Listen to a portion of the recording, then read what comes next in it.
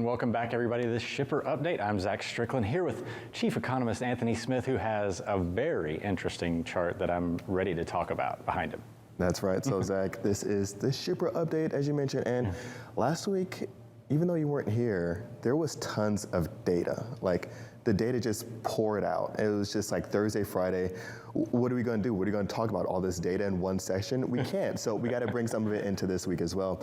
The personal consumption expenditures, which, as you know, is a fancy way of saying consumer spending for durable goods, got released. The full report got released, but we care about that durable goods aspect a little bit more than some of the other parts. And what we saw here throughout the month of February, down 2.5%. Now, the interesting thing is throughout March, we saw volumes really take quite a dip here. And so this really tells us a little bit of a sneak peek as to what we can see in the coming reports. Because if we already saw that dip of 2.5% in durable goods, what are we going to see in March? Right, yeah, because February was not necessarily the moment where we saw this huge change in the consumer. And also, was that 2.5% adjusted for inflation or not? So that's going to be adjusted. Okay, so it is adjusted for inflation, but a 2.5 drop is still, I mean, when you're talking about goods like furniture, you know, we heard about Restoration Hardware dropping their expectations for the rest of the year. 2.5% of furniture means a lot more than a 2.5% of, you know, some sort of steel pellets, you know, when you're talking about freight movement and transportation. So that could free up a ton of capacity. We talked to Zach Rogers about the inventory levels, waning demand, over ordering. It's going to, and potentially, it looks like it's already working. It's stalling out things. Definitely stalling out things. And I mean, when we look at this report, I'm glad you brought up inflation, because there's the PCE price index. There's a few different measures for inflation. This is going to be one that the Fed specifically uses. That one was up 6.4% on a year-over-year basis. That's a level that hasn't been seen in quite some time, I think a couple decades here. So that's a very staggering increase for the inflation levels. And so we're looking at that, and we know that the Fed uses that one closely. We can anticipate Jerome Powell looking at this and saying, all right, we're seeing the job market's numbers, we're seeing this inflationary levels.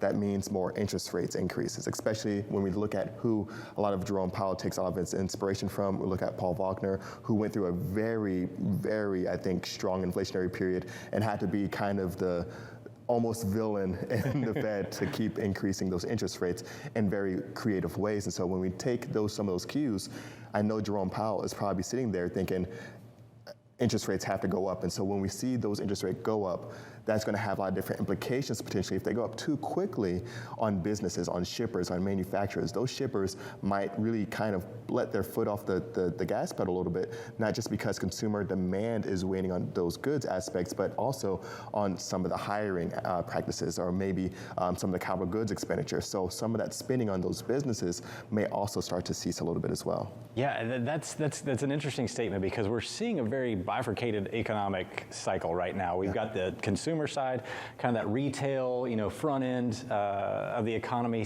really starting to slow down.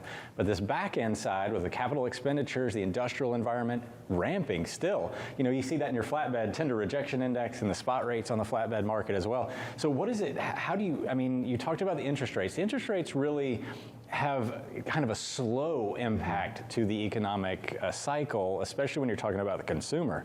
Is the Fed trying to slow down that capital expenditure side, which, you know, if you slowed them both down at once, wouldn't that be kind of concerning? It would be concerning, and of course you see headlines on some institutions really calling for a recession as early as 2023.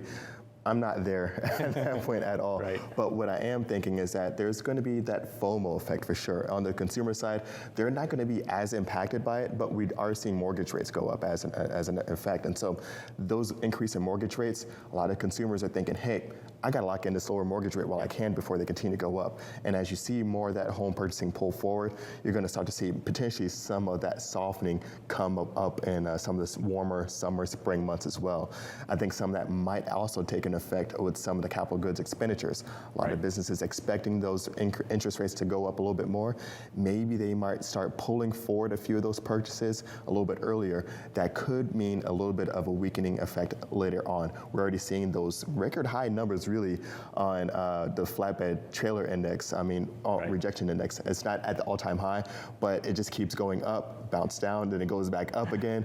And I know it's a smaller part of the market, but it's definitely really that canary in the coal mine in a sense. Yeah, and we've got the oil part too. Like we've got a lot of timing situations going on because normally when we see the oil markets take off, I mean, America, not a small producer of oil, and overall, and we're going to get pulled. So that typically trickles down. So we've got a couple of kind of conflicting messages, right? We do, especially when, I mean, it's almost conflicting everywhere. And I think you put it perfectly. We're looking at, especially the consumer. The demand on goods might not be there, but there was a lot of job openings in the latest report that we might get into in our next Shipper update around what's going on with services, hospitality, hotels, things like that. Those jobs are continuing to grow at an exponential level. We're still seeing that there is still a lot of folks going to those service sectors because there's going to be a lot of service demand, especially as we get into these warmer months. Travel is going to be back online. Per the trend or the topic or the term, I should say. It's already back. Revenge travel going into effect. Conference season is upon us. So that's definitely going to be an industry where we see continued growth on services and why some of this waning industry downturn on some of the durable goods as well. Yeah, for sure. Yeah, I can definitely speak to that travel aspect as I was doing it last week. Well, thank you so much, Anthony Smith. We're going to toss it over to Tony, who has a special in-house guest.